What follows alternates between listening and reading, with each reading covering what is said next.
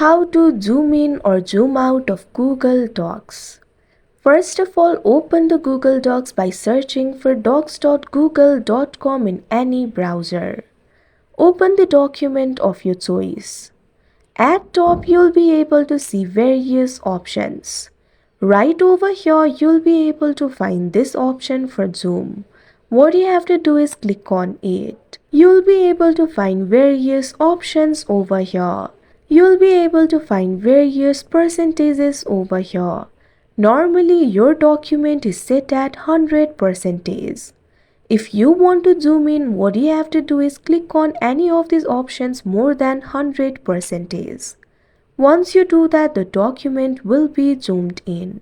Likewise, you can click on the options less than 100% in order to zoom out. Like this, you'll be able to zoom in or out of Google Docs. That's it for this video. Thank you for watching.